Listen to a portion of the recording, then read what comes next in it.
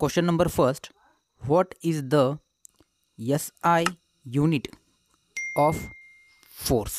या ठिकाणी फोर्स आपल्याला SI विचारलेला आहे.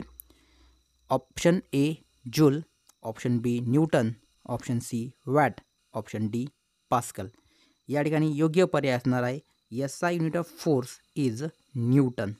ऑप्शन नंबर बी हे या प्रश्नाचं काय असेल योग्य उत्तर या ठिकाणी असणार आहे. या ठिकाणी जूल हे SI युनिट आहे एनर्जी आणि वर्कचं. ठीक आहे. त्यानंतर वॅट जे आहे हे SI युनिट आहे पॉवरचं. ठीक आहे. आणि पास्कल हे SI युनिट आहे प्रेशरचं. ओके. तर 3 झाले. तर जूल एनर्जीचं आहे, न्यूटन फोर्सचं आहे आणि वॅट हे पॉवरचं आहे.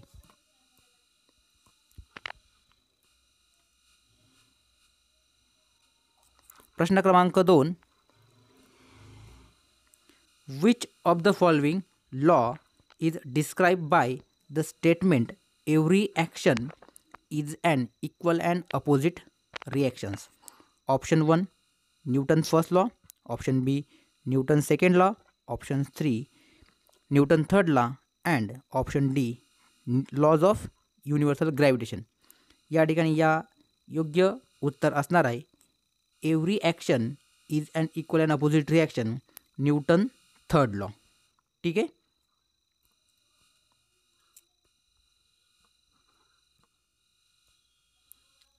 प्रश्न क्रमांक 3.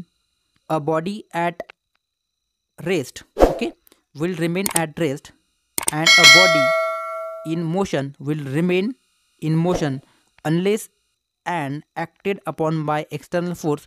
दिस is known as. Okay. Option A आहे आपल्याकडे inertia, laws of inertia, option B acceleration, option C velocity, option D momentum. या ठिकाणी या प्रश्नाचं योग्य उत्तर असणार आहे ऑप्शन ए इनर्शिया.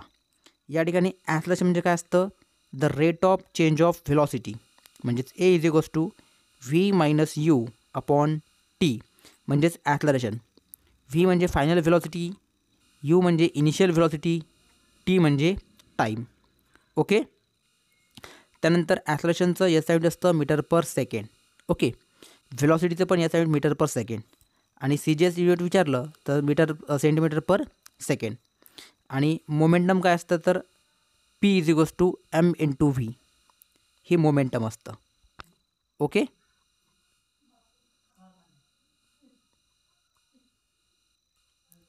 प्रश्न क्रमांक 4. The accelerations of an object is directly proportional to the net force acting and on it and inversely proportional to its. बघा या ठिकाणी क्वेश्चन काय दिलं आपल्याला. फोर्स म्हणजेच काय असतं M इंटू ए असतं. ठीक आहे. तर या ठिकाणी आपल्याला क्वेश्चन विचारला आहे accelerations of an object is directly proportional to net force. तर इन्व्हर्सली प्रोपोर्शनल कशा असणार आहे. तर या ठिकाणी आपल्याला ए सांगायचं आहे इन्व्हर्सली प्रोपोर्शनल कोणाला असणार. तर F is equals to M into A असतं. तर ए इज इक्वल्स टू हा M इथं मल्टिप्लाय इकडे काय होईल डिवाईडला. तर M काय होईल डिवाईडला म्हणजे फोर्स अपॉन M काय असेल तो हा काय होणार ए इज इक्वल्स टू F हा F आज ऑलवेज असणार आणि M हा मल्टिप्लायचा डिवाईडला. तर हा ए जो आहे ॲक्सलरेशन हा डायरेक्टली प्रोपोर्शनल आहे फोर्सला आणि इन्व्हर्सली प्रोपोर्शनल आहे कोणाला मासला. तर या ठिकाणी या प्रश्नाचं योग्य उत्तर असणार स्पीड नाही, मास यस, व्हेलॉसिटी मोमेंटम. या ठिकाणी या प्रश्नाचं योग्य उत्तर असणार आहे मास ऑप्शन बी. त्यानंतर प्रश्न क्रमांक 5. Which of the following quantity is vector? खालीलपैकी कोणती क्वांटिटी ही व्हेक्टर क्वांटिटी आहे? ओके. स्पीड, डिस्टन्स, मास, फोर्स. ठीक आहे. तर या ठिकाणी जी व्हेक्टर क्वांटिटी आहे ऑप्शन नंबर डी फोर्स जी आहे या ठिकाणी व्हेक्टर क्वांटिटी आहे. आता व्हेक्टर क्वांटिटी म्हणजे काय अशी क्वांटिटी ज्याला काय आहे मॅग्निट्यूड ॲज वेल ॲज डायरेक्शन्स. मॅग्निट्यूड प्लस काय असेल डायरेक्शन असेल तर ते क्वांटिटी म्हणजे कोणती असते वेक्टर क्वांटिटी. स्पीडला जे आहे डायरेक्शन नसतं फक्त मॅग्निट्यूड असतं, डिस्टन्सला पण आणि मासला पण, ठीक आहे. तर या तिन्ही ज्या आहेत ह्या कोणत्या क्वांटिटी आहेत, these are the scalar quantity, ठीक आहे.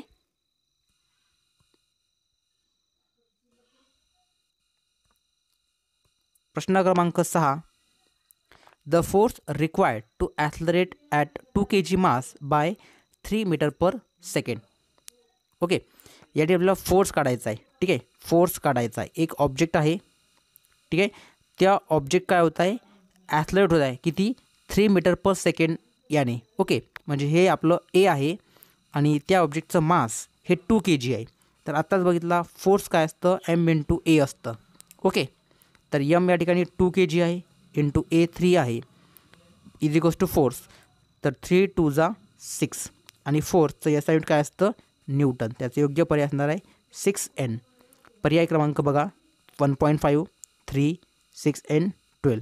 तर योग्य पर्याय असणार ऑप्शन नंबर सी.